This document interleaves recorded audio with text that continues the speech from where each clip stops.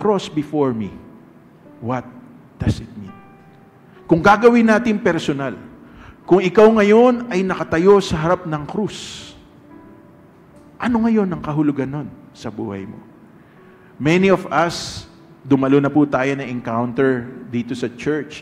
Many of us, we have committed our life to God, to the Lord Jesus Christ, because we experience the love of God into our lives. Pero alam nyo, it's not a one-time experience, but it is a continual experience that must be renewed day after day after day ng buhay po natin.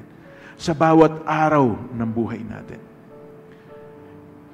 If the cross is before us right now, and the cross doesn't symbolize death, because that cross has already been overcome by the Lord Jesus Christ.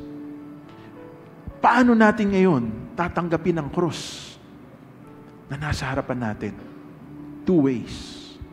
Either we accept what Jesus did on the cross for us, or we live our life scornfully, na tinutuya natin ng Diyos, na malayo tayo, alam nating may Diyos, pero malayo tayo sa pagtanggap at pagtakbo ng pamumuhay natin na ang Diyos ang Panginoon na at tagapagligtas natin.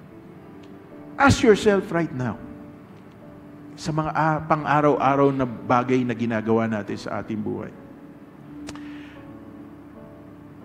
If the cross is God's saving grace sa buhay natin, paano mo ipinamumuhay ang iyong buhay? Marami po sa atin, dahil po sa alok ng sanlibutan ito, mabilis po tayong ma-discourage, mabilis po tayong ma-disappoint, mabilis po tayong madismaya, mabilis po tayong ma-depress.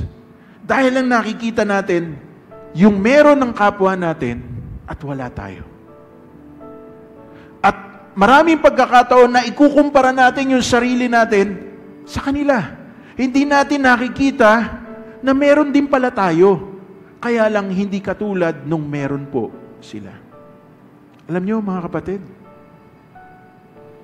kahit kailan hindi po nagkamali ang Diyos sa mga bagay na meron tayo. This thief on the cross, he was not able to express his love for Jesus because he only saw Jesus as his Savior. Pero tayo, hindi po ganun. Dumating sa punto ng ating buhay na ipinakilala si Jesus sa atin, hindi lang bilang tagapagligtas, kundi bilang Panginoon natin. Kaya dapat ipadama natin sa Panginoong Hesukristo ang pagmamahal natin. Sapagkat una tayong minahal ng Panginoon. And the best way for us to express our love to Jesus is to offer up our life to Him.